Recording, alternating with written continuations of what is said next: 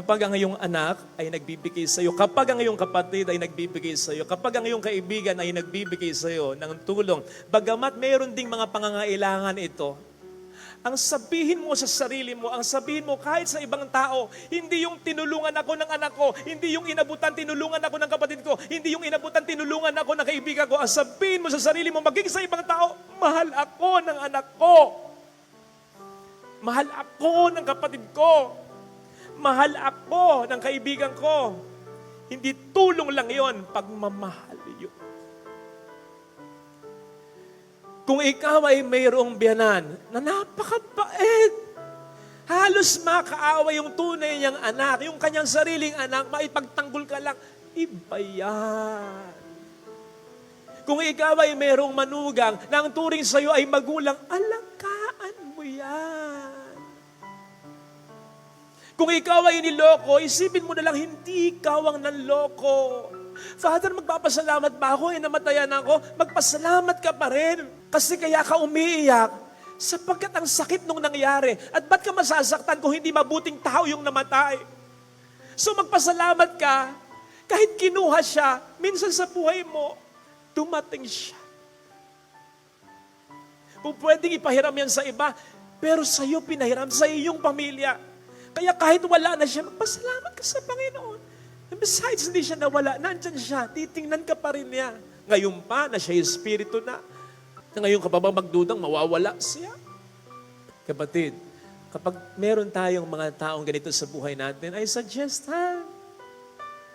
minsan titigan mo lang, pagmasdan mo lang, habang tinititigan mo, tumingala ka sa itaas at sabihin mo sa Panginoon, Lord, salamat.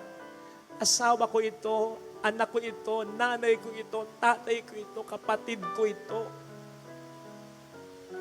Ngayon, kung bigla siyang natingin at parang nagulumihanan, bakit? Nagtanong sa'yo ng bakit? Ngitian mo lang. Pero kung gusto mo, matapos ng mong ngitian, lapitan mo, yakapin mo, at bulungan mo, salamat. Kasi hindi lahat ng asawa, anak, kapatid, manugang, biyanan, kaibigan, ganyan. And mind you, walang kinalaman dyan yung kabutihan mo. May kinalaman pero konti lang. Kasi may mga kilala tayo na kahit napakabuting ama, ina, asawa, napakabuting tao, niloko pa rin, sinaktan pa rin, kinalimutan pa rin, hindi pa rin pinagtanawan ng utang na loob.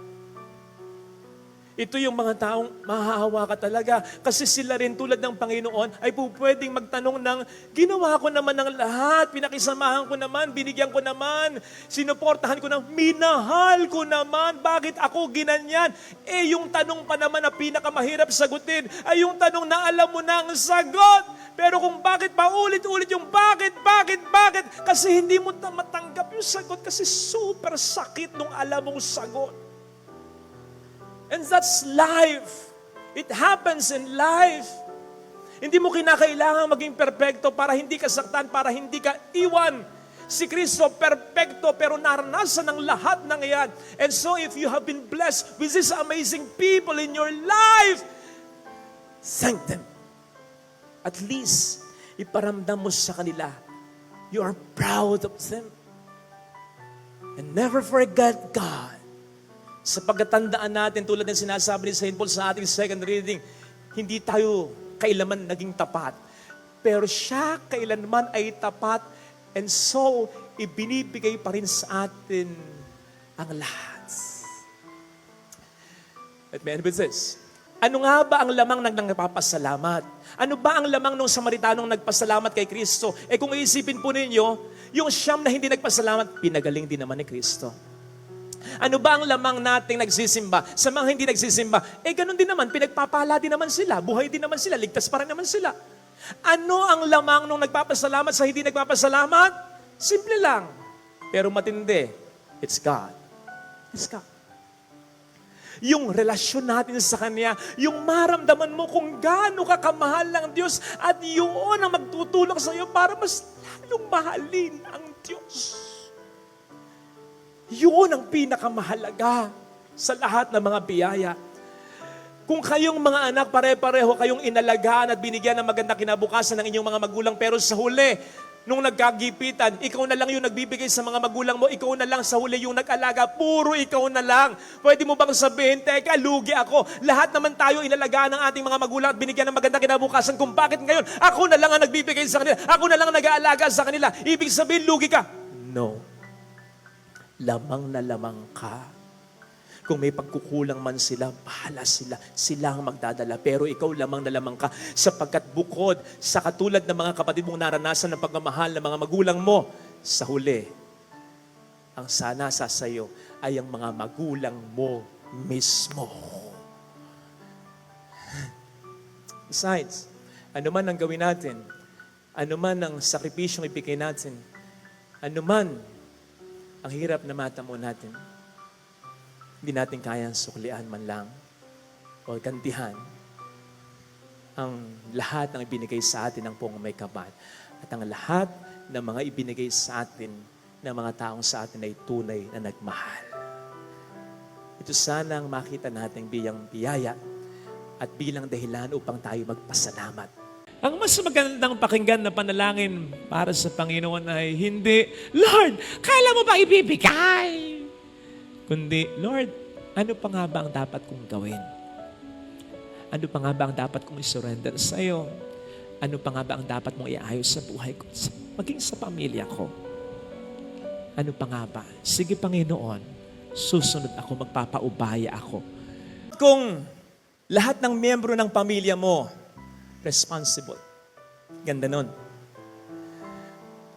Kung pareho kayo ng pangarap ng asawa mo para sa mga anak ninyo. At dahil dito, mas malaki man ang sweldo mo sa kanya, at least nagsisikap siya. Para maabot ninyong pareho, teamwork, ang pangarap ninyo para sa inyong pamilya. Yung wala siyang bisyo, yung hindi siya magna-number 2, yung walang magiging mga balakid sa pagkasama ninyo. Ganda nun. Kung ang lahat ng mga anak mo, nagsisikap talagang mag-aral. Kung hindi mo na masyadong bumabarkada, at kapag nakapagtapos ay tutulong sa'yo, sa mga kapatid nito. At kung magpamilya man ay hindi naaasa sa'yo, hindi man makapagbigay, hindi na lang kukuha mula sa'yo.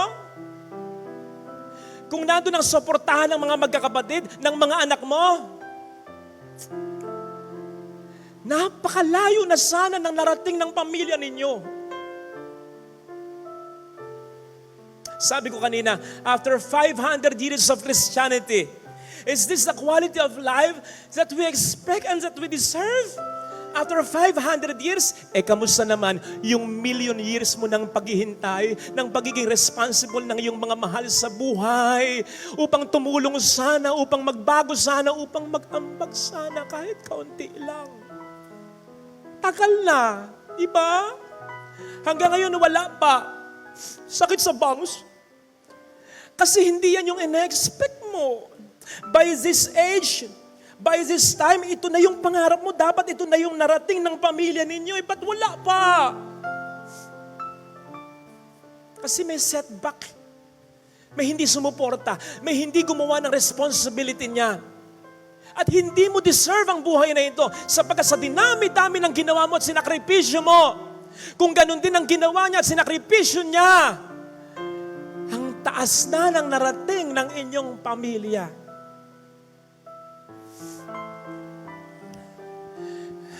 I feel for you. Marami kong na-encounter na ganito. Pero isa lang ang payo ko sa kanila at sasabihin ko din sa iyo. Do not give up. Don't give up on your dream for your family. Father, iniwan ako ng asawa ko. Father, irresponsable yung mga anak ko. Ano bang pangarap para sa pamilya? Ayok. Your family cannot afford anymore to have another setback. Kung naging irresponsible siya, huwag mong gayahin. Kung naging unfaithful siya, huwag mong gayahin. Kung naging selfish siya, huwag mong gayahin. May katulong ka pa. Sino? Ang Panginoon ang siyang nagbigay ng pangarap na yan sa iyo. Ini-encourage ka niyang magpatuloy, tutulungan ka niyang maniwala ka. Alam mo yung kantang, if we hold on together, I know our dreams will never die. Don't let your dreams die. Hold on to God. At kung ano ang kakulangan ng iba, pupunan niya. Kasi hindi siya papayag na mauwi sa wala ang lahat ng pangarap niya para sa inyong pamilya. Kung ayaw nila, sumigik. Pero, at the end of the day, and even at the end of your life, huwag mong sisihin ang sarili mo. Kung ito lang yung naabot mo para sa pamilya mo, kung hindi mo fully at kung hindi mo agad naabot ang pangarap mo para sa pamilya ninyo. Bakit? Nag-iisa kayo. You can only do much. Lalo pa kung may tumalikod sa responsibilidad nila. Basta ang mahalaga, gawin mo ang iyong tungkulin. At gawin mo rin ang tungkulin na iniwan ng iba hanggat kaya. Tama po, pwedeng hindi kumpleto ang resulta. Po pwedeng maging kulang ang suporta. Pero ang mahalaga, lumaban ka ng sobra. Ilalagay ka ng Panginoon sa sitwasyon kung saan mas lalo ka pa niyang ibe-bless. Basta, naging karapat-dapat ka sa mga naunang blessings niya. At tulad nung may minisahan ako kagabi, 90 plus years old na si nanay, maaga siyang nabiyuda, tinaguyod niya ang lahat, marami silang mga anak mag-asawa. And accomplished na lahat sila. Mga anak niya kakatuwa. Sabi ko dun sa misa ko, pasalamatan niyo ang Diyos dahil blessed kayo. Pero pasalamatan niyo rin ang nanay niyo sapagkat dahil sa kanya, yung mga blessings ng Diyos na doble, na triple, dumami ng dumami dahil naging tapat na katiwala ang nanay ninyo para sa pamilya ninyo. Ipinagkatiwala kayo ng Diyos sa Kanya, naging mabuti siyang asawa at ina. Kaya dumami yung biyaya ninyo. Hindi nyo maaabot yung naabot nyo ngayon, kundi dahil sa nanay ninyo. Yes! Blessing yan ng Panginoon. Pero kung wala ang nanay ninyo, hindi mo mas ma-enjoy yan ngayon. Kaya kapatid, blessed man ang pamilya mo ngayon, ano man ang problema, yan ay dahil sa Panginoon. Pero yan din ay dahil sa iyong partisipasyon. Kaya, kahit feeling mo ikaw na lang lagi ang nagdadala, huwag kang mawawala ng pag-asa. Kasi ikaw talaga yung sikreto kung bakit yung biyaya dumadaloy mula sa Kanya at napupunta, nagsasanga-sanga sa iyong pamilya. Paano na lamang sila kung bibigay ka? Ha? So, isipin po natin yun, ha? Na yung mga blessings na nare-receive natin, ito ay jumping board pa for more blessings. Provided, maging katiwa-tiwala tayo, mas maging mabuti tayo, mas isipin natin ng ating kapwa-tao, ang ating pamilya, mas maging matyaga, mas maging masakit, mas maging mapagmahal tayo. Mas lalo pa yung mga blessings na yan, maniwala ka. Tama! Ang blessings naman ay walang kondisyon. Pwede naman tayong bigyan ng blessing ng Panginoon nang walang man's participation. Pero doon mas nagmumultiply yung blessing na yun. May mga blessings kasi ang Panginoon na hindi niya ibibigay sa iyo hanggat hindi ka pa handa dito. Ikaw ba na magulang, magbibigay ka ng tunay na kotse sa anak mo? Kung 12 years old pa lang ito, adik ka? Siyempre, dapat mag-mature muna siya, di ba? Magsanay muna. Ganun ang Diyos. Ganun ang Diyos. Mas marami siyang blessings na ibibigay, provided na ready na tayo. Yes, I know this somehow sounds not so great. Halimbawa, sa mga taong ready na, sa mga biyaya na hinihiling nila, pero hanggang ngayon hindi pa rin nila makuha. Halimbawa, yung biyaya ng anak. Lord, tagal na po namin walang anak. Kahit isa lang po, sana Lord. Kahit isa lang. Please lang. Halimbawa, yung biyaya ng kalusugan, Lord, gumaling na po sa anak ko, yung mahal ko para maayos ko na yung pamilya ko, magawa ko na yung mga gagawin ko. Lord, ready na ako para sa biyaya na ito. O kaya yung biyaya ng asawa, Lord, ano ba bang ire-ready ko? 45 na ako. Mahirap yun. Yung readiness, nandun eh. Bakit wala pang blessing? Bakit wala pang grace? Kapatid, ang dasal ko, makuha mo pa rin yung mga grace na yan. Yung mga gusto mong yan. Pero hindi man, tandaan mo, ang mga blessings ay hindi lang mga yan. Tandaan mo, ang Diyos din ay madiskarte, maparaan sa mga blessings na sa atin ay Kanyang inilalaan. Hindi ka man niya mapagbigyan sa isa o dalawang blessing, babawi siya sa ibang mga blessings. And more than all these blessings, sana ang masilingin natin ay ang kanyang abiding presence na maramdaman natin. Hindi lamang yung mga biyaya na ating hinihiling, kundi siya na source of all these blessings. At mangyayari yon kung kahit wala tayong hihilingin, magdarasal at magsisimba pa rin. Mangyayari yon lalong-lalo na kung kahit hindi pa rin natin nakukuha, matagal na ang ating hinihiling, tayo ay magdarasal, magsisimba, at sasampalataya pa rin. Kasi doon, pinapakita mo na sa Kanya eh. Mahalaga yung mga hinihiling ko, pero mas mahalaga na maramdaman kita, Lord, dito. Napakahalaga nun! Kasi darating ang pagkakataon, ano man ang mga blessings natin sa buhay, iiwan natin lahat niyan. Kapag nasa bani ka na ng karamdaman, makikita mo ang pinakamahalaga. Hindi ang lahat ng ito, kundi ang source ng lahat ng ito, si Kristo, dapat nasa puso ko. Ito sana ang hilingin nating biyaya sa banal na pagdiriwang na ito. Father, kanan-knockdown ko lang, kadadapa ko lang, parang walang katapusan, tapos patuloy ang paglaban. Parang hindi ko na mayaayos ang lahat ng ito. Nananahimik ako, dumating kayo, nagpadasal kayo, nang hindi nangyari, sisihin mo pa ako. Ano man ang problema mo ngayon, hindi ko sasabihin, ayos yan. Pero sasabihin ko sa iyo, nasa maganda kang okasyon para magbilagro at maghimala sa buhay mo ngayon ang Panginoon. Walang mangyayari kung lahat kayo mag-give up. Dapat may lumaban. Huwag mong kalituhan yung pagkapagod mo at huwag mong isipin na wala ng pag-asa mo. Habang may buhay, may pag-asa, buhay ka pa, may pag-asa ka pa, napapagod ka lang. Sapagkat yun ang ginagawa sa iyo ng demonyo eh. The devil knows he cannot take you out. Hindi kanya kayang patayin. Bakit? Hindi naman siya nagbigay ng buhay mo eh. Unless isuko mo ang buhay mo sa kanya. The devil knows very well he cannot take you out.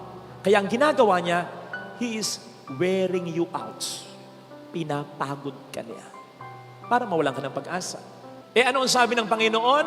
For those who are tired and weary, come to me. I will give you rest. Darating at darating tayo sa mga problema concerning our family. Pag dumating yan, isipin mo yung sermon na ito, ha? Kasama mo ang Diyos na nangangarap na iayos ang problema na yan. Ano ang pangarap mo sa sarili mo para sa mga taong mahalaga sa iyo? Handa ka naman bang magsakripisyo para matupad ang pangarap na ito? May mga tao kasi na hanggang pangarap lang. Sabi nga nila, libre ang mangarap, walang bayad. Yun tayo eh. Kaya nangangarap halos lahat. Pero pag kinakailangan na maghirap, ayaw na. Ang nakikita mo lang, yung maganda ng estado ng taong hinahangaan o baka nga kinaiinggitan mo pa. Kasi successful na siya, fulfilled na siya. Hindi mo nakikita yung mga sakripisyong binata niya, maabot lamang sa tulong ng Diyos ang estadong kinalalagyan niya. Narinig po natin sa ating mga pagbasa, ang pangarap ng Diyos sa atin noon pa manguna. Ano? Ang maligtas tayo. Kaya ginawa niya ang lahat para dito. Nandiyan tayo'y nilikha niya, nandiyan tayo'y tinubos niya ng sariling buhay pa niya, ng pagkakatawang tao niya. Nakita niyo na, kapag ang Diyos ang nangarap, hindi lang dahil makapangyarihan siya at kaya niyang gawin ang lahat, talagang tinatrabaho niya, pinagsisikapan niya para matupad niya.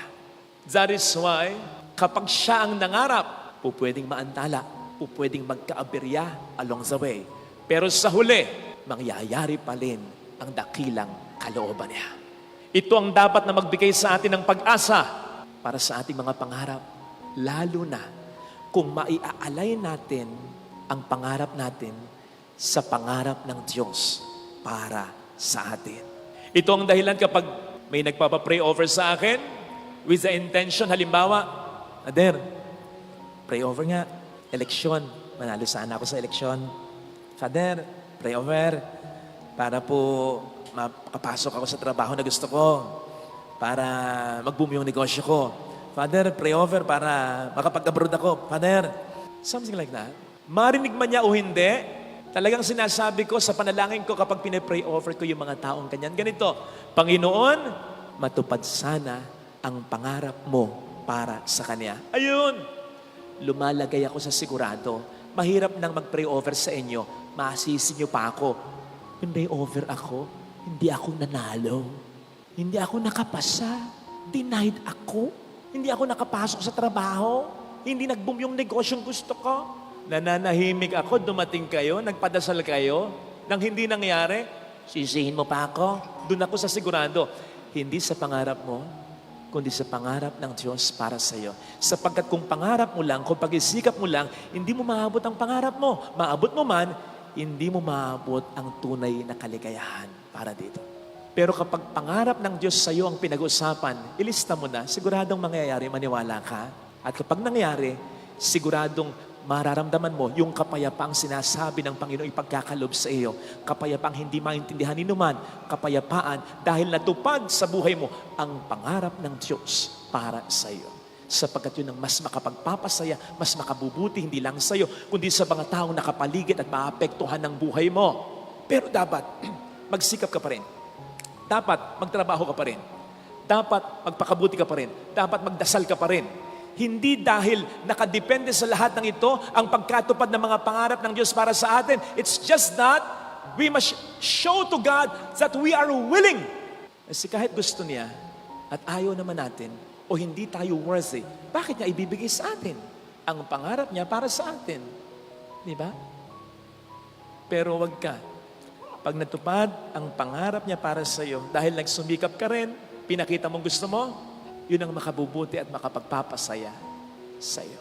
At sa mga taong maapektuhan ang buhay mo, as I said. Tingnan po ninyo sa halimbawa na ipinakita ni Justin Brownlee.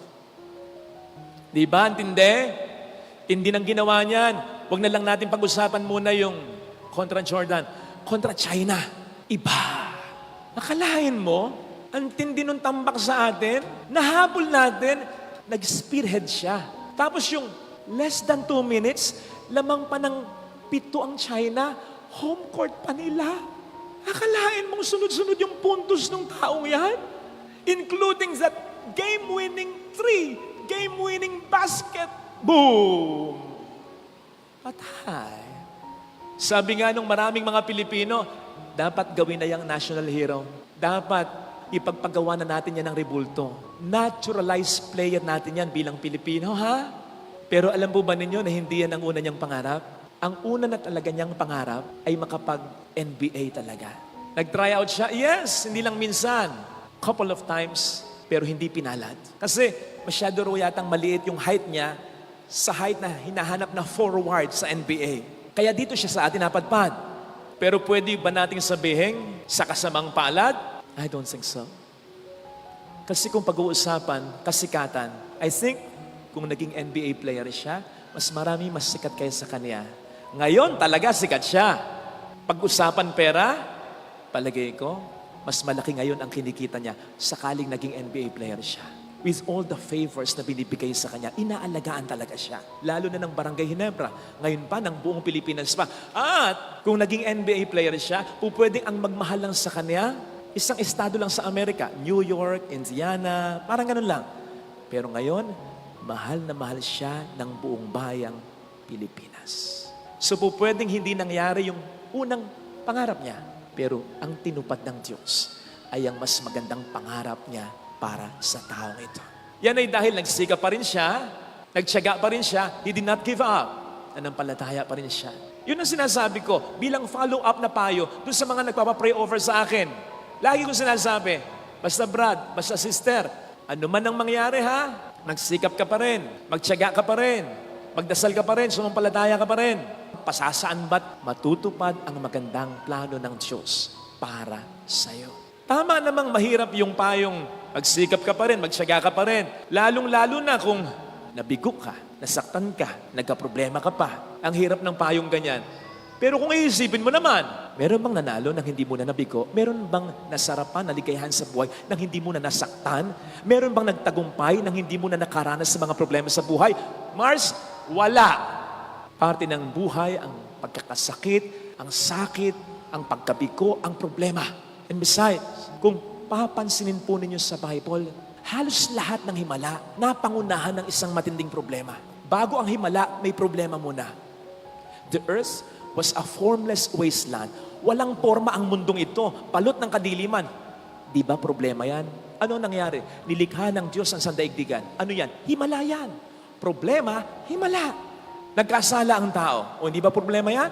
Hindi natin kayang iligtas ang ating sarili. Kaya nagkatawang tao si Kristo para iligtas tayo. O hindi ba milagro yan?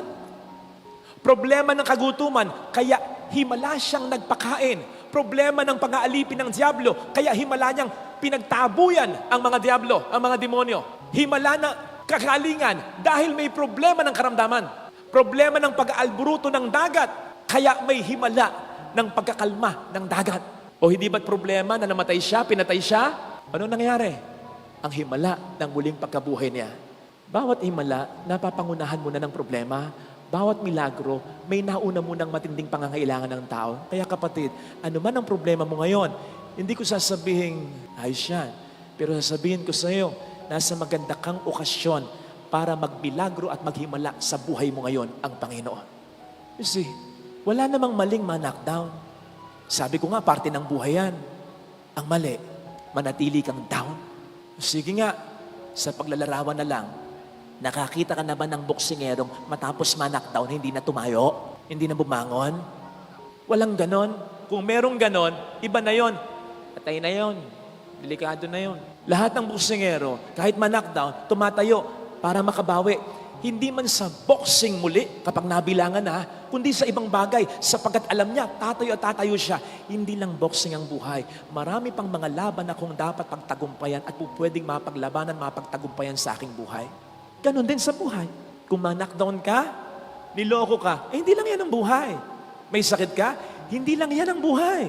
Hindi nag-boom yung negosyo, yun lang ba ang negosyo? Hindi ka napasok sa trabaho, yun lang po ba ang trabaho? Yan lang bang taong yan ang makapagpapasaya sa'yo? At hayaan mong uminog dyan ang mundo mo sa pagkatalo, pagkabigo, sa problemang naranasan mo? Amon, na-knockdown ka, do not stay down. Laban! Father, kanan-knockdown ko lang, kadadapa ko lang, parang walang katapusan, tapos patuloy ang paglaban. Parang hindi ko na mayaayos ang lahat ng ito. Sino bang nagsabi sa'yo, lahat ay tapusin mo, lahat ayusin mo? Masyado ka lang nabibigatan kasi iniisip mo na yung 10 years from now, 5 years from now, iniisip mo na agad, dapat magkaganito, dapat maayos to, dapat maayos yon. One at a time. Kung ano lang muna yung kaya mo. Sapagkat ang Diyos, ang siyang magpupuno ng kakulangan mo. Siya ang aayos. Siya ang magtatapos ng lahat. Basta huwag kang mag-give up. Alam niyo sa Bible, may digmaan dun sa Old Testament. Hindi ito fiction, nangyari talaga ito. Pinapangunahan ni Gideon ang mga Israelita. Ang kalaban nila, mga Madianita. Ang mga Madianita, ilan? Kunti lang, 135,000 lang naman. Ilan naman sina Gideon at ang mga Israelita ang piniling bayan ng Diyos? 32,000. Kontra sa 135,000 ng mga Madianita. Pero ang susurpresa, alam ninyo, nang mag-report si Gideon sa tunay na Diyos kay Yahweh. Sabi niya, Mosing, makikipagdigma tayo. Ang kalaban po natin, 135,000. Parang gusto sabihin siguro ng Diyos, alam ko. Tayo po ngayon ay 32,000. Alam niyo, sabi ng Diyos kay Gideon, sobrang dami niyo. Pagbawas kayo. Kaya nagbawas sila. Yung 32,000, naging 10,000 na lang. Nag-report si Gideon sa Diyos, Lord, we only have 10,000. Alam niyo, sabi ng Diyos, marami pa rin yan. Magbawas kayo. Palagay ko, hindi na nagbawas si Gideon. Usang nabawasan na lang eh. Ako man yun. Laban natin, 135,000, tayo 10,000 lang. Bahala kayo dyan.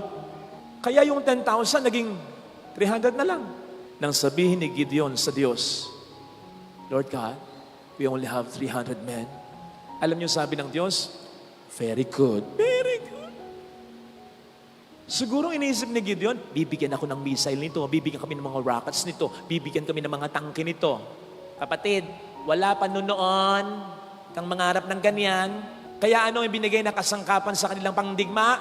Ay nako, eto, torches, jars, trumpets. Kung ikaw yung kasama ni Gideon, 300 lang kayo kontra 135,000, yan ang gamit nyo. Anong isipin mo? Ano tayo magpa-party?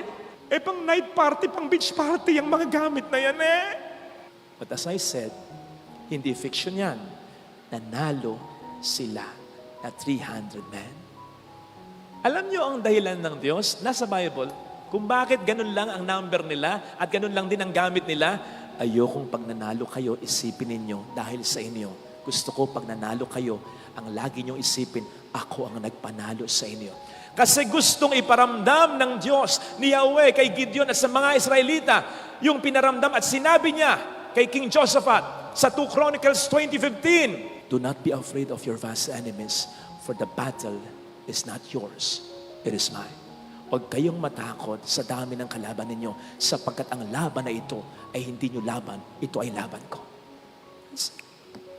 Kaya wag mong isipin, paano mo maayos? Paano mo matatapos? Bahala ang Diyos. Basta, gawa ka ng karampatang pagkilos. Do not give up. Magsikap ka pa rin kung ano lang yung kaya mo. Ano ang laban mo ngayon?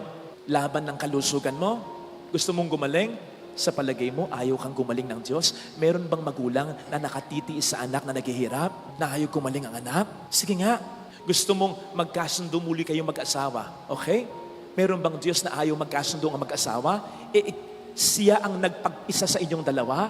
Gusto mo na magbuo ang pamilya mo? Siyempre, mas lalong gusto ng Diyos. Gusto mong masolve ang problema mo, makapagbago ka ng buhay, magbago yung mahal mo, mas lalong gusto ng Diyos. Kaya kung yan ay iniisip mong laban mo, ang isipin mo, mas laban ng Diyos ito. Kaya hindi imposible ang himala at milagro. Ang hindi mo kayang gawin, ang Diyos ang gagawa para sa iyo. Do not give up. Nang in-interview si Coach Tim Cone, maliwanag ang sabi niya, hindi siya makapaniwala. Naging very honest siya. Last 2 minutes daw, nag-give up na siya. Totoo, nag-give up na siya. Hindi lang niya sinabi sa mga players niya. Sa loob-loob daw niya, hindi pwedeng manalo kami. Sigurado to, olas to, talo to. Tanggap na niya. Sabi nga niya, dagdag pa niya, akala ko, sa pelikula lang nangyayari ito. Nangyayari. Boom, boom, kaboom. Panalo. Eto ngayon ang itatanong ko sa inyo. Di ba sabi ko, do not give up para may himalang maganap? Nag-give up bakit may himala pa rin naganap? Sagot, siya mismo ang nagsabi, nag-give up ako, pero hindi ang mga players ko. Kaya may nangyaring milagro. Kapatid, si Coach Tim Cone lang naman ang winningest, pinakamaraming naipanalong kampyonatong coach sa kasaysayan ng PBA, nag-give up. Darating ang pagkakataon sa buhay mo, sa dinami-dami ng problema ng pamilya ninyo, yung pinakamatalinong kilala mo sa pamilya, pinaka-may say sa pamilya, pinakamayaman, pinakamakapangyarihan, baka siyang magsabi, ayoko na, give up na, wala na tayong magagawa. Pag ganon, do not give up. Para may mangyari pa ring milagro, may himala pa ring maganap. Walang mangyayari kung lahat kayo mag-give up. Dapat may lumaban. Huwag mong kalituhan yung pagkapagod mo at huwag mong isipin na wala ng pag-asa mo. Habang may buhay, may pag-asa, buhay ka pa, may pag-asa ka pa, napapagod ka lang. Sapagkat yun ang ginagawa sa iyo ng demonyo The devil knows he cannot take you out. Hindi ka niya kayang patayin. Bakit?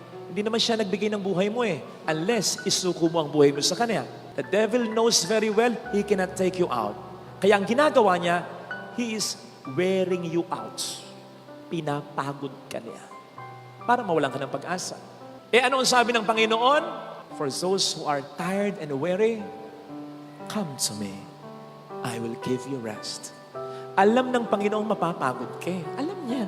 Kaya yung demonyo, inuunahan na niya. Pag napagod ka, huwag kang lalapit sa demonyo. Mas lalo kang mawawala ng pag-asa, diskarte sa buhay. Lumapit ka sa akin. Bibigyan kita ng kapahinga sapagkat maginhawang dalhin ang aking pasanin. Father, teka. Sabi mo, bibigyan niya ako ng pahinga. Bakit bibigyan niya pa rin ako ng pasanin? Ganito. Ang pasaning ibibigay niya ay mas kaya mo sapagkat kasama na siya sa pagbubuhat nito. Alam po ninyo yung pamatok na nilalagay dito sa batok ng isang animal, halimbawa baka o kalabaw o asno, nasanay tayo dito sa Pilipinas na isa lang nakalagay, di ba? Isang hayop lang, nakalagay isang pamatok lang. Sa mga Israelita, si Jesus ay isang Hudyo, dalawa yan. Dalawang animals yung nagdadala. So magkahugpong na dalawang pamatok. So in essence, sinasabi ng Panginoon, ito ang pamatok na ibibigay ko sa iyo. Karpintero ko, ako ang gumawa nito. Isang batok sa batok mo, isang pamatok, yung isang pamatok sa akin. At dahil mas malakas, mas makapangyarihan ako sa iyo, ako ang mas magdadala ng problemang ito. Basta, lumakad ka para madala kita sa pangarap ko para sa'yo. Yun lang. Yun lang hinihingi sa atin ng Diyos. Do not give up. Huwag kang mawawalan ng pag-asa. Lagi kong sinasabi, hindi ka buhay ngayon kung wala nang magandang balakin para sa'yo ang Panginoon. Lalong-lalo na when it concerns your family. Sa mga nagpapapray over, manalo sa eleksyon. Sa mga nagpapapray over, magka-asawa pa kahit may edad na. Sa mga nagpapapray over na magkapera. Sa mga nagpapapray over na sana matanggap sa ganitong gustong trabaho, mag-boom yung negosyo. Medyo hindi pa ako sigurado eh. Kaya yun ang sinasabi ko, matupad nawa ng Diyos ang maganda niyang pangarap para sa iyo. Hindi ko sigurado na yung pangarap mong negosyo, pangarap mong trabaho, pangarap mong manalo sa eleksyon, kung yan din ang pangarap niya para sa iyo. Pero isang bagay ang sigurado ko, pagdating sa pamilya, pagdating sa pagbabago, pagdating sa pagbabago ng mahal mo, pagdating sa pagkakasundo ng mga anak mo, pagdating sa pagnanais mong maiayos ang pamilya mo, yun, sigurado ako, pangarap niya yun para sa iyo. Eh di ba, yan ang pangarap natin lahat. Di naman ng mga material na bagay kundi ang maayos na pamilya at mga mahal sa buhay. Darating at darating tayo sa mga problema concerning our family. Pag dumating yan, isipin mo yung sermon na ito, ha? Kasama mo ang Diyos na nangangarap na iayos. Siguro naman, nakapagtapon na kayo sa basurahan. And of course, ang tinatapon natin, yung mga bagay na hindi na kailangan. Mga bagay na sira na, luma na, pwede nang dispatcha. At kung minsan, iba't iba rin ang paraan ng pagtatapon sa basurahan. May mga nagtatapon na basta tinatapon lang. May nagsushoot naman para malibang-libang. Pero meron ding nagtatapon ng may matinding galit na nararamdaman. Yung sukat, mabasag yung basurahan na gano'n. Sa inis, stress. Wala naman ang tinatapon natin. Ano man din ang paraan ng pagkatapon natin. Sana, huwag natin itong gagawin sa pananampalataya natin. Sinabi ko po ito sapagkat narinig natin sa ating unang pagbasa sa sulat sa mga Hebreo, ang isang maliwanag na paalala o warning mula sa mga unang Kristiyano noon hanggang sa mga Kristiyano sa atin ngayon. Sabi dito, huwag niyong pabayaang mawala ang pananalig niyo sa Diyos. Sa Tagalog, medyo manipis pa, medyo magaan pa. Kasi mas gusto ko yung translation sa Ingles na ganito, do not throw away your confidence in God. O di ba mas diretso? Kasi kung literal mong isasalin ito, ang pupwedeng ibig sabihin nito, huwag mong itatapon ang pananampalataya mo. Mas diretso ito kasi yung sense nung una, yung Tagalog, huwag niyong hayaang mawala ang pananalig niyo sa Diyos. Para bang may sense pa ito na hindi mo sinasadya na mawala ang pananampalataya mo. Pero yung do not throw away your confidence in God. Ang sense nun, mayroong deliberate, conscious attempt to throw it away and therefore to lose it. Anyway, parang ito yung sense nung sa Matthew 10:46, I think. Yung istorya ni Bartimeo, na isang bulag, nang marinig niya si Kristo. Ano ginawa niya? He threw away his cloak. Hindi ito basta bumagsak lang sa lapag. Talagang tinapon niya. Bakit? Alam niyang hindi na niya ito kakailanganin pa kapag pinagaling na siya. Yun, maganda yung sense doon. Pero pagdating sa pananampalataya natin sa Panginoon, huwag ganun. Yung deliberate at consciously natin itong itatapon, mas mahirapan tayo pag ganon. Mas malala pa tayo sa nagtampo sa sinaing. o sa kanin. Pag ganon. Sapagkat alam naman natin ang ginawa, ang ginagawa at gagawin pa para sa atin ng ating pananampalataya. Dahil sa ating pananampalataya, tayo naging tunay na mga anak ng Diyos. May access tayo sa Diyos. Sapagkat ang pinakatagapamagitan natin, dahil na rin sinasabi sa atin ng sulat sa mga Hebreo, ay ang Panginoong Hesus natin. May bonus pa ang ating mahal na ina. Kami pong mga pare, pwedeng sumablay pa sa aming pagdarasal para sa inyo. Kahit na sinasabi namin, ipagdarasal namin kayo, pero ang ating Panginoong Hesus, hindi. He always intercedes for us. Lagi niyang iniisip ang ating kapakanan. Lagi niya tayong pinagdarasal. Wala pong sablayan. Kaya't ang kanyang awa at biyaya ay available sa atin araw-araw. To top this all, ang buhay na walang hanggan na sa atin ay nakalaan. Wag lang nating tatalikuran ang pananampalatayang yan. Tulad ng sinasabi sa ating unang pagbasa ring napakinggan. Kaya nga, nagsimula yung paalala sa sulat sa mga Hebreo sa mga salitang alalahanin ninyo, remember. Alalahanin ninyo yung mga pagsubok na nalampasan ninyo. Nang pinapakita dito, hindi lang yung effort ng mga unang Kristiyano para malampasan ng mga pagsubok na ito, kundi ang mas pinalulutang dito ng sulat sa mga Hebreo, yung biyaya ng Diyos na ibinigay sa inyo upang malampasan nyo ang lahat ng ito. Alalaong pag sinasabi sa kanila, huwag niyong kakalimutan yon. Sapagkat kung wala ang Panginoon, hindi niyo malalampasan ang lahat ng iyon. At kung ginabayan kayo ng Panginoon, kahapon sa mga pagsubok na yon, gagabayan pa rin kayo ng Panginoon ngayon at sa mga susunod pang panahon sapagkat hindi nagpapago ang Panginoon. Come to think of it, bakit nga ba natin itatapon ang pananampalataya natin? Bakit nga ba natin sasabihin na hindi na natin kinakailangan ang pananampalataya natin, na pwede na natin i-dispatch ang pananampalataya natin? Kung hindi naman tayo stress na stress, lungkot na lungkot, at disappointed na disappointed. Kaya nga, sa maraming mga nangungumpisal, na ang ikinukumpisal ay nang hina po, na wala po ang pananampalataya ko. Lahat yan! Walang hindi umiiyak sa lahat ng yan. Lahat yan umiiyak. Sapagkat ramdam nila ang kanilang panghinayang, sapagkat alam nila sa puso at isipan nila na nawala ang pananampalataya nila hindi dahil sa Diyos, kundi dahil sa kanila, sapagkat nagpadala sila sa mga negatibong bagay na naranasan nila. Kaya nga, nangungumpisal sapagkat yung pananampalatayang itinapon ay muli nilang hinahanap para makita in as much as alam nila na ito'y kailangan pa rin nila. Siguro naman, na-experience nyo na po yung may naitapon kayo sa basurahan, akala nyo hindi nyo na kinakailangan, pero kailangan nyo pa pala. Ay, nagkukumagoy. Kahit na marumihan ka, kahit na lumuhod ka, isuot mo pa yung ulo mo sa basura, makikita mo lang, lalong-lalo na kung very valuable yan. Sana, ganun din tayo sa ating pananampalataya. Kahit na either intentionally or unintentionally, dahil sa emosyon natin, itinapon natin ang pananampalataya yan. Maging mababang loob tayong aminin sa Panginoon, nagkamali ako, Lord, umabalik ako sa iyo. At gawin natin ang lahat para makita muli ang pananampalatayang yan sa pamamagitan ng pagdarasal. Mas doblehin pa natin, gayon din ang ating pagsisimba, ang ating pagpapakabuti, ang pag-iwas natin sa tukso, at ang pagpapalalim uli ng ating relasyon sa Kanya.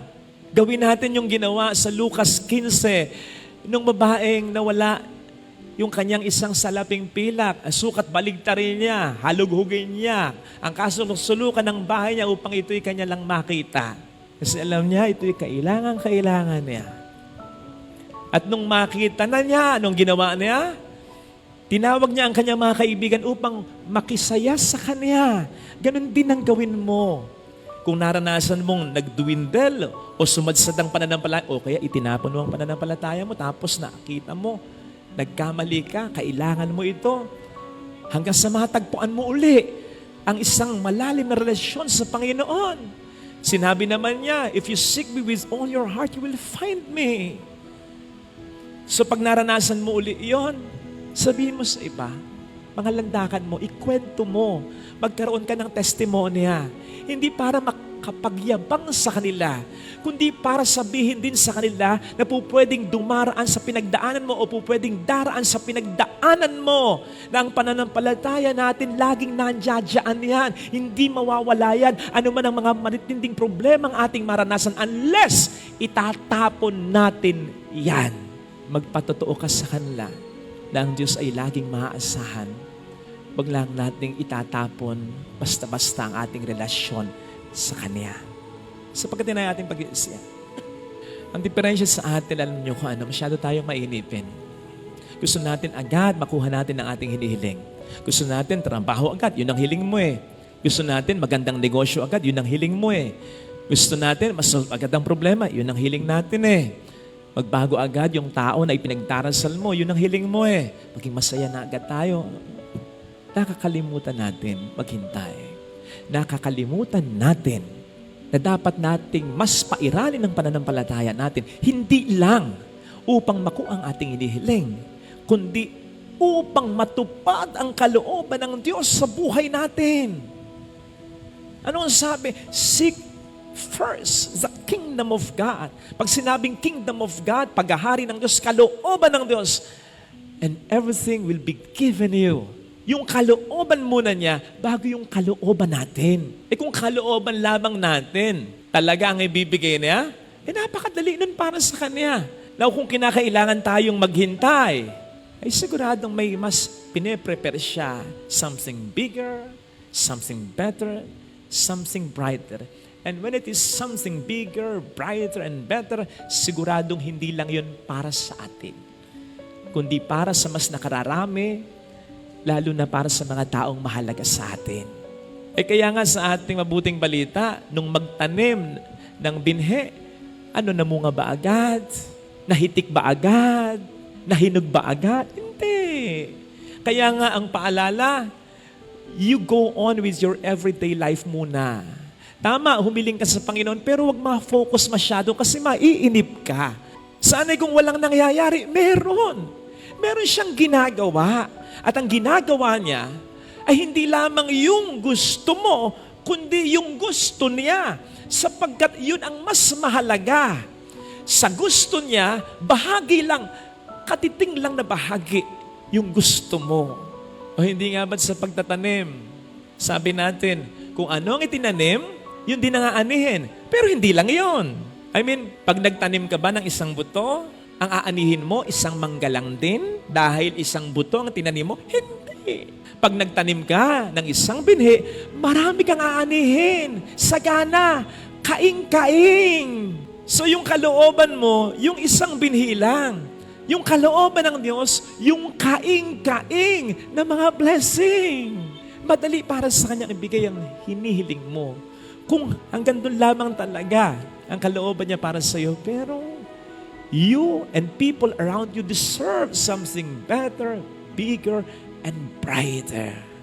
Kinakailangan munang matupad ang kalooban ng Diyos para sa atin bago natin makuha ang ating hinihiling. Kaya dapat, kapag tayo nagdarasal ng ating mga hinihiling, gaano man tayo kaatat, ma-receive yung ganyang blessing. Ang mas magandang pakinggan na panalangin para sa Panginoon ay hindi, Lord, kailan mo ba ibibigay? Kundi, Lord, ano pa nga ba ang dapat kong gawin? Ano pa nga ba ang dapat kong isurrender sa iyo? Ano pa nga ba ang dapat mong iayos sa buhay ko? Maging sa pamilya ko. Ano pa nga ba? Sige, Panginoon, susunod ako, magpapaubaya ako. Sa gayon, palagay ko, mas mabibilis ang pagtupad ng Panginoon sa ating hinihiling sapagkat yung pagpapaubaya natin sa Kanya ay bahagi ng mas mahalaga niyang kalooban para sa atin, para sa bawat isa. Huwag nating ipilit yung gusto natin na maisasacrifice, yung gusto ng Diyos para sa atin sapagkat mas malaki ang mawawala sa atin. Bibigay sa iyo yung isang manggalang, hindi yung kaing-kaing. Hindi ko alam pero pwedeng applicable. Yung nangyari sa alipughang anak Sabi niya, gusto ko yung mana ko, bigay mo na. Di binigay sa kanya. Pero tingnan ninyo, yung ibibigay pala doon sa hindi nagmadali sa mana niya, yung panganay na anak, although nagkamali din naman, ito talaga. Pero anong sabi ng ama? Ang lahat ng sa akin ay sa'yo. So mas maraming blessing yun. Hindi lang yung para sa kanya, kundi kung ano din yung para sa akin, ibibigay ko din sa'yo. So ito sana mga kapatid, ang hilingin nating realization para sa araw na ito. Lalo pat sa mga blessing na hinihiling natin, dala rin ng mga problemang nararanasan natin ay naiinip na tayo, naiinis na tayo, nabubwis na tayo. Huwag. Maging matyaga. Sana tayo. At ang hangarin natin, yung anihan, hindi basta yung ating kagustuhan, yung kalooban ng Panginoon, sapagkat alam naman natin at proven na dapat natin yan. Siyang mas nakakaalam, mas tama ang kanyang paraan, mas perfect timing ang kanyang panahon para dyan. Amen. Ilagay na, do not worry. Don't worry. Huwag mag-alala. Yan din ang madalas na paalala sa atin ng Diyos. Kaalinsabay po ito ng mabilis at madalas niyang sinasabi sa atin, huwag tayong matakot. Bakit nga ba hindi tayo dapat nag-aalala? Two things. Simple lang para mas madaling maintindihan, tandaan. Sapagkat ang worrying ay irrelevant at irreverent. Irrelevant kasi hindi nga po mahalaga. Kanina, ni-research ko pa, kaya bahagya ako na late sa misa. Lagi kasi natin sinasabi, wala namang gamit yung appendix. Nakasasama lang. Dapat tinatanggal yan. Kanina, ni-research ko, meron palang gamit ang appendix. Hindi naman kasi yan ilalagay ng Diyos bilang parte ng katawan nating mga tao kung wala yang gamit. So, wag iisipin na ang appendix ay walang gamit. Naisip ko kasing ihalin tulad sa worrying. Ang appendix may gamit. Kaya mahalaga pa rin. Ang worrying, wala. Wala talagang gamit. Nag-research pa ako uli. Meron bang itinanghal sa Guinness Book of World Records na taong pinakamagaling, pinakamaraming worries? Kasi yung pinakapangit, meron pa eh. Pero yung pinakamaraming worries, wala. Kaya ang pag-aalala ay walang halaga. Sabi nga po ng isang quote, worrying is like sitting on a rocking chair. Tumba-tumba. It keeps you busy, but it doesn't get you anywhere. Doon ka lang. Sa lugar na yon. Hindi ka lumalayo. So, we can worry all day, all night, all week, all month, all the days of our lives. Pero walang maidadagdag sa atin. Walang positibo. Puro pa nga negatibo. O sige nga, meron bang taong nagsabi sa iyo, Mars, alam mo yung problema ko sa pera, yung problema ko sa sakit, solve na. Paano na solve? Inalala ko lang. Maghapon, magdamag, di nga ako natutulog eh. Kaya mo nga ako. Hindi na ay bagsto eh. Nakikita mo sa mga mata ko, ay luggages na yan. Laging namamawi sa mga kamay ko, pati mga paa ko. Kasi kinakabahan ako eh. Kasi baka magkaganon, baka magkaganito. Laging mainit ang ulo ko. Laging nakakunot ang noo ko. Lagi ko nasisigawan ng asawa ko, pati mga anak ko. Wala na akong ginawa kundi mag-alala. Ay, effective try mo. Solve na problema ko. By the way, yun nga palang nagsabi niyan ay si Sisa. Kaya itry nyo rin nang pati kayo, maloka na. Walang ganun, Mars. Walang nadadagdag na mabuti ang pag-aalala. Puro pa nega. Kasi pag nag-aalala ka, malulungkot ka. Pag nag-aalala ka, hindi mo magagawa ang mga dapat mong gawin, ang mga dapat mong isipin. Mapapabayaan mo ang sarili mo, pati pakikipagkapwa-tao mo. Magkakasakit ka, mamatay ka. O di ba? Sabi ng ating Panginoon sa Matthew 6:27, may maidaragdag ba kahit isang araw sa buhay mo ang pag-aalala mo? Wala. On the contrary, dahil sa pag-aalala, marami ng buhay ang nabawasan ng hindi lang ng isang araw, baka isang taon, 2 taon at marami pang taon dahil sa pag-aalala. Hindi nakadaragdag, nakababawas pa.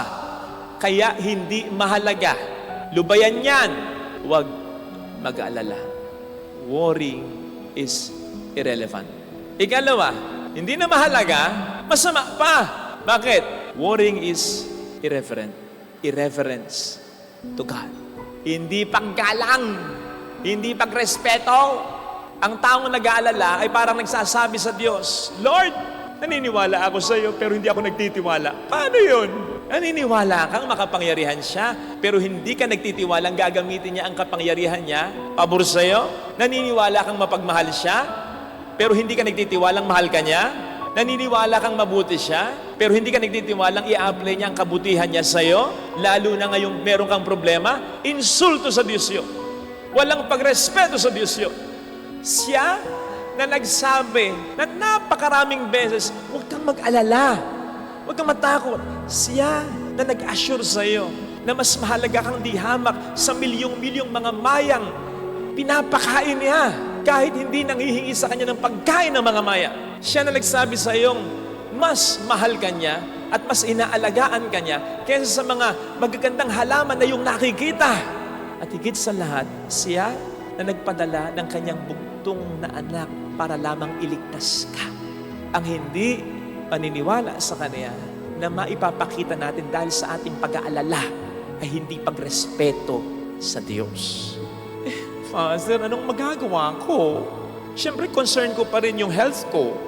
Concern ko pa rin yung kabuhayan ko. Concern ko pa rin yung kinabukasan ng mga anak ko.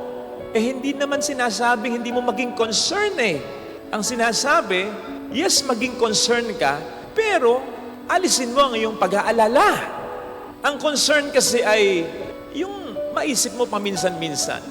At iisipin mo lang siya kung kailan mo gustong isipin. Kasi meron kang mga ibang dapat gawin at ibang iisipin. Kasi may ibang buhay ka rin. Concern mo kasi, alam mo, aware ka. And you are dealing with it, much more you are praying for it. Pero yung worry, wala kang kontrol. Ginagawa mong pagkain. Kung si Kristo, doing my Father's will is the food that sustains me. Ikaw, worrying is the food that sustains me.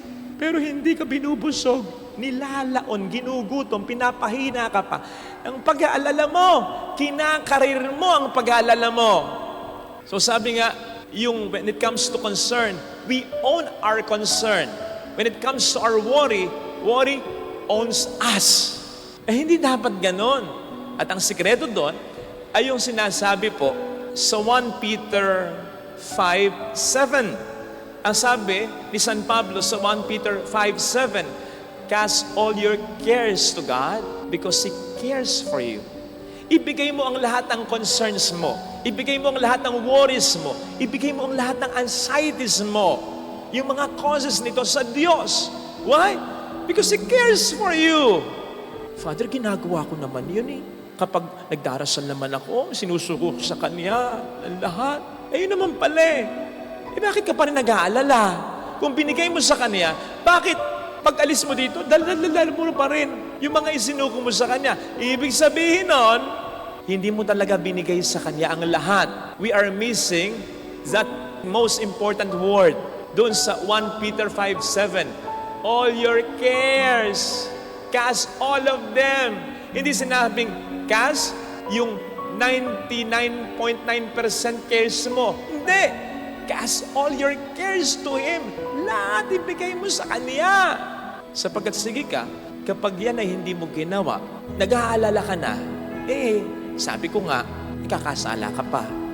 Alam po ninyo, ang sabi dun sa mga naunang bersikulo, in fact, isang bersikulo lang.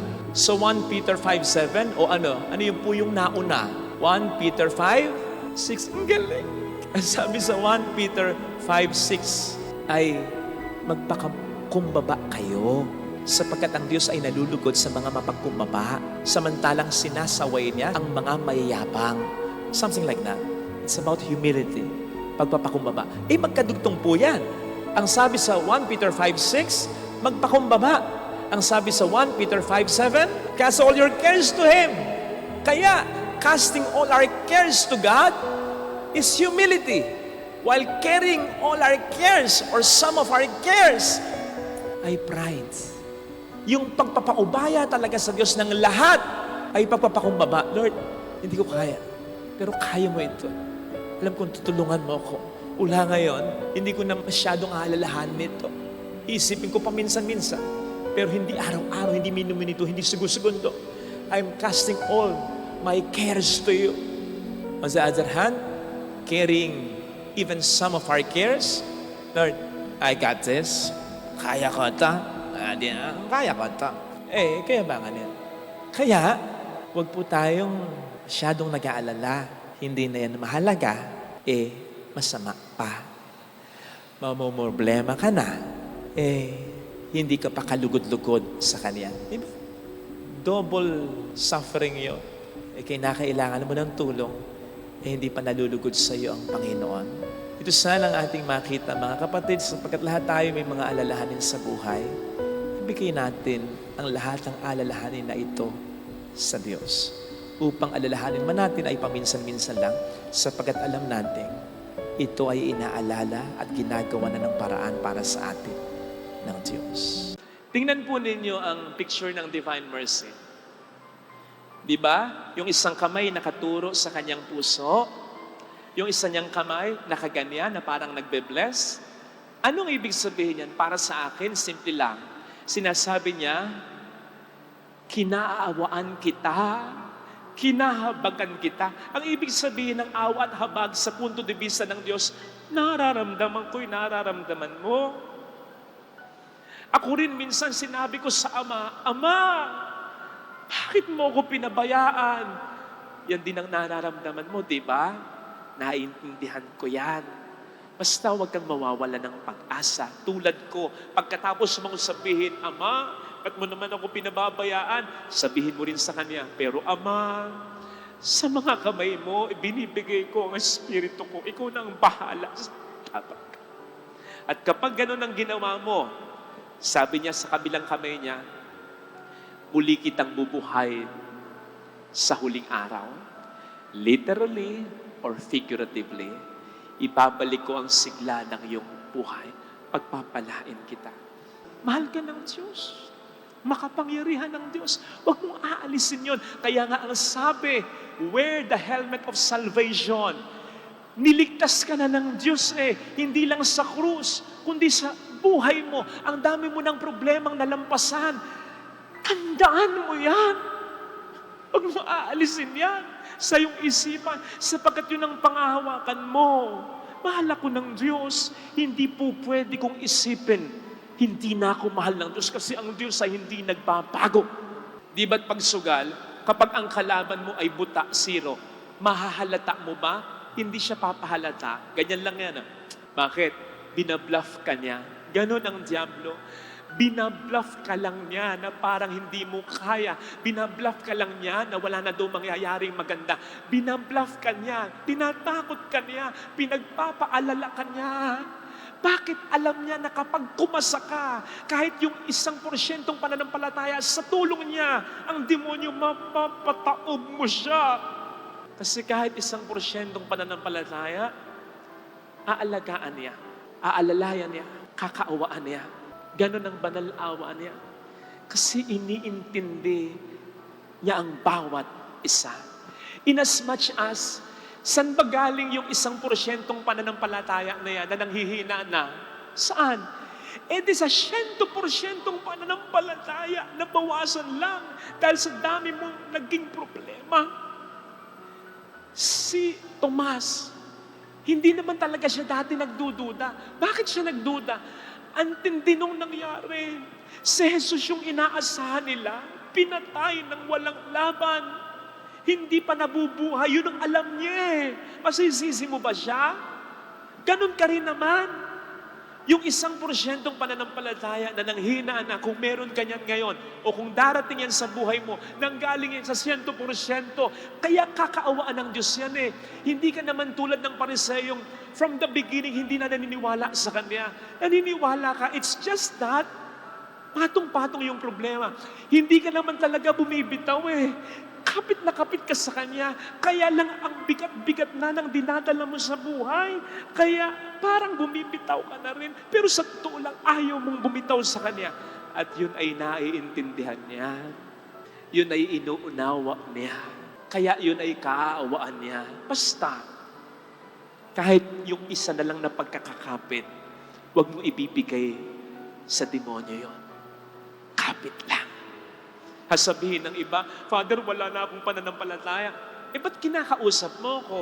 Ba't nagdarasal ka? Ba't nagsisimba ka? Meron pa. Kung nakabitaw ka man, hindi kanya binibitawan. Nakabitaw ka, nakakapit siya. Ganun. So wag kang mawawala ng pag-asa.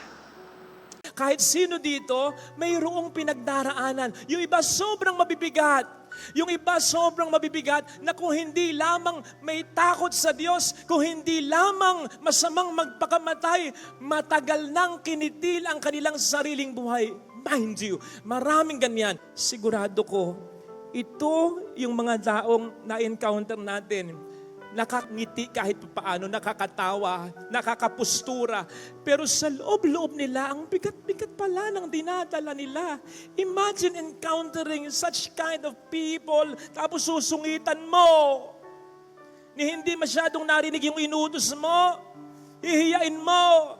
Simpleng pagkakamali, mumurahin mo. Tandaan mo yung minumura mong kasambahay mo. Pag uwi ng bahay niyan, anak yan, o kaya natay yan, o kaya nanay yan. Gusto mong minumura ang nanay mo? Niloko na ito, lulukohin mo pa. Umuutang sa'yo, papatungan mo ng patubong sobra-sobra, tapos sasabihin mo, tinutulungan mo lang siya. Kung hindi ka magpapatubo ng sobra-sobra, kung hindi niya kakagatin yon, magpapautang ka. Sa pamilya, ganyan din. May mga pagod na, bibigyan mo pa ng sama ng loob, patong-patong na ng problema, dadagdagan ka pa.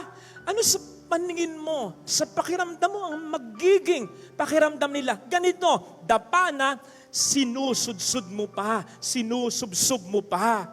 Huwag naman sana. Lahat tayo, totoong may pinagdaraanan. Kaya kung minsan, kung makapagsalita ka, gano'n na lang. Bakit? May pinagdaraanan ka rin sa pamilya mo eh. Okay. Pero, hindi lahat tayo pare-pareho ng pinagdaraanan. Hindi totoo yung kasabihang, we are all in the same boat. Sapagkat yung iba sa atin naka-cruise ship, yung iba sa atin nakabarko, yung iba sa atin nakabalsa, yung iba sa atin styrofoam na lang ang hawak sa gitna ng karagatan ng problema. Ikaw, maganda pa support system mo eh. Nakahawak pa at parehong kamay mo. May humahawak pa sa'yo. Sila baka daliri na lang. Tapos, itutulak mo pa. Kaya sana mga kapatid, in this world where the devil has spread so much hate, piliin nating maging mabait. Kasi, sigurado ko, people come into our lives not by accident. It's either pinupapunta sila ng Diyos sa atin o tayo ang pinapapunta ng Diyos sa kanila. Either way, we can experience even a glimpse of heaven here on earth. If only we will choose to be kind, even just a little bit. Yung pang konting tip, konting smile, konting pagiging considerate, yung kahit hindi mo gusto yung binebenta niya, nakita mo, sigurado, tagal nang nasa ilalim ng sikat ng araw, bilin mo. Kahit ipamigay mo na lang yung binili mo. Sa pamilya, konting thank you, konting lambing, konting thoughtfulness, konting pag-aalaga, konting paghahalaga. Nako, kapag ganyan, kahit konti lang, masusungkit natin ang langit kahit saglit. It will have a ripple effect. Babalik at babalik. It won't be wasted. So isipin po ninyo, kung lahat tayo at kung lagi tayong magiging mabait, ang mundong ito ay magiging parang langit. So hindi po tayo nilikha ng Diyos para maging malungkot dito sa daigdig at upang maging masaya sa langit. Nilikha tayo ng Diyos upang dito pa lang maging masaya na tayo at upang maging mas masaya tayo sa langit. Ngayon pa lang, simulan natin dito ang langit. Sa mundong ito, na po pwede tayong maging kahit sino, piliin mo lagi na maging mabuting tao. Mas marami at mas dakila ang mga himalang ipagkakalob ng Diyos kung tayo ay naniniwala sa Kanya. Makailan ay may nakita ko na kalungkot-lungkot na post. sapagkat ang isa sa mga kakilala ko sa Bulacan, miyembro ng samahan ng parokya, ay nasunugan. Uwi nila, ala na, tupok na, wala nang natira. So, pinost niya yung mga pictures ng pagkasunog ng bahay niya. Tapos, ang caption ay ganito, "Salamat sa Diyos at walang nasaktan sa pamilya namin at wala nang nadamay pa. Salamat kung may magbibigay na mabuting puso. Salamat sa Diyos sapagkat alam naming may maganda o mas magandang plano pa siya." Yun yung pagiging secure sa pagmamahal ng Diyos. Yung kahit anong mangyari sa atin, maniniwala tayo na hindi nagbabago ang pagmamahal niya sa atin. Maraming paraan ng pagpaparamdam ng pag-ibig. Hindi lang yung gusto mo, hindi lang nag-iisa ang paraan ng Panginoon ng pagpaparamdam ng pag-ibig sa atin. Pwede kong sabihin na pwede siyang magparamdam din ng pag-ibig sa atin sa pamamagitan ng hindi mga kaaya-ayang pangyayari sa buhay natin. Huwag nating i-box ang Panginoon sa isang paraan lang ng pagpaparamdam ng pag-ibig. Sapagkat kung ang tao maraming ways of showing his or her love, mas talong ganun ng Diyos. Imagine kung yung nasunugang ito ay nagtampo sa Diyos. Inisip niya hindi siya mahal ng Diyos. I'm sure, mas magiging mabigat sa kanya at para sa kanyang pamilya ang lahat. And I think, baka maging mahirap sa Diyos at tulungan siya na magkaroon ng isang mas maganda pang bukas. Kung nagtampo siya, kung nawalan siya ng pananampalataya, kung nagalit siya, kung hindi na siya sa sampalataya o magsisimba. Yes, hindi nakabatay sa pananampalataya natin ang kapangyarihan ng Panginoon natin. Kaya nga sa Matthew 13:58 ay nakagawa pa rin naman siya ng mga milagro, kahit konti lang, sa kanyang kababayan, sa kabila ng hindi nila pagsampalataya. Maliwanag ang sabi doon, he wasn't able to do many miracles because of their lack of faith. So ibig sabihin, nasasaad naman din doon sa Matthew 13, nakagawa siya ng konti. This goes to show na hindi nga nakadepende sa pananampalataya natin ang kapangyarihan ng Diyos na gumawa ng milagro sa buhay natin. Pero, pwedeng konti ang kanyang magawa dahil sa kakulangan o kawalan natin ng pananampalataya. Mga kapatid, kung may kiliti sa puso natin, may kiliti din sa puso ng Diyos. At hindi ito material na bagay. Hindi yun dahil nagdodonate tayo sa simbahan o tumutulong tayo sa mahirap. Hindi rin ito yung papuri natin at pagmamahal natin sa Kanya. Hindi yun ang nagpapamove sa Diyos. Hindi yun ang nakakatouch sa puso ng Diyos. Hindi yun ang nakakakiliti sa puso ng Diyos. Kundi yung maniwala tayo na minamahal tayo ng Diyos ng lubos. Maganda na nagbibigay pa rin tayo, nag-aali pa rin tayo sa Kanya. Maganda na nagpupuri tayo sa Kanya. Maganda na minamahal natin siya. Pero dapat ang lahat ng ito'y produkto lamang ng paniniwalang kaya ako magbibigay, kaya ako mag-aalay, kaya ako mamahalin ng Diyos. At kaya ako gagawa ng mabuti para sa Diyos, pagpupuri sa Diyos, ay sapagkat alam kong mahal na mahal ako ng Diyos. Huwag po tayong padala sa takot. Huwag po natin kakalimutan ng lahat at tayo basta tatakbo na lang dahil tayo'y nagkamali lang. Sinasadya man natin o hindi iyan. Tayo man ang nagkamali o nagkamali ang ibang tao at nagsuffer lang tayo. Huwag tayong matakot. Sige, maging maingat ka na mula ngayon. Huwag ka nang tatanga-tanga sa pag-ibig. Pero umibig ka pa rin. Magpautang ka pa rin kung may ipapautang ka. At sa nakikita mo'y kailangan naman talaga. Pero mag-ingat ka na. Nevertheless, magpautang ka pa rin. Mag-put up ka pa rin ng negosyo. Pero magtanong-tanong ka na kung paano mo palalakarin, ima-manage ito. Face the consequences of your actions. Accept responsibility sa mga naging kasalanan mo. Yes, mahiya ka, pero lumaban ka pa rin. Mag-move on ka pa rin. Magtrabaho ka pa rin. Tumayo ka pa rin.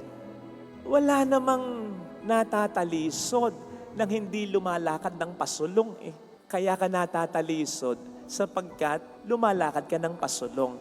And so matalisod ka man, at least sumusulong ka. Eh bawat lakad mo ba natatalisod ka? Eh kung ganun, may diferensya ka. Pero kung bawat lakad mo, pasulong, pakonti-konti, paminsan-minsan, Parte ng buhay yon. Hindi ka naman Diyos eh. Ang Diyos lang ang sapat. Ang Diyos lang ang hindi nagkakasala. Ang Diyos lang ang hindi nagkakamali. Ang Diyos lang ang hindi naloloko. Tao ka. The Bible even tells us, yung taong malapit sa Diyos, yung taong banal na, yung taong makatuwiran na, nagkakamali pa rin, nagkakasala pa rin, tayo pa kayang nagpapakabanal pa lang? Basta ang mahalaga, matalisod ka man, umuusad ka, sumusulong ka. Hanggang sa marating mo yung buhay at yung misyon na gusto ng Diyos para sa iyo. Tutulungan ka naman ng Diyos eh. Basta tulungan mo siya, itatayo ka niya, pero wag mong ibigay yung full weight mo. Kapag nadapa ka, plakdang-plakda ka. Hindi. Iunat mo ang iyong mga baraso, iunat mo ang iyong mga binte, unti-unti kang makabangon at i-pull up ka ng ating Panginoon. Sa ating Ebanghelyo, 3 beses, binigyan ng tsansa ni Kristo si Pedro na makabawi. Hindi lamang talaga 3 beses eh. We keep on saying, God is the God of second chance. Pero pansinin po ninyo, medyo binabago natin. God is the God of second chances. So ibig sabihin, napakaraming chances. Sapagkat gano'n naman talaga ang Diyos.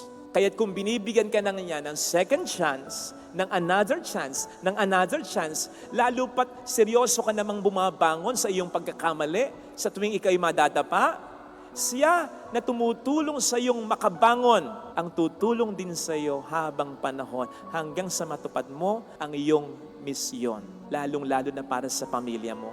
Yung ikay maging mabuting asawa, maging mabuting magulang, maging mabuting anak, maging mabuting kapatid, ano man ang pagkakamali mo, basta bumangon ka, maaabot mo yon sa tulong ng ating Panginoon. Andaan mo kapatid, ang daan ng kabiguan at tagumpay, isa lang.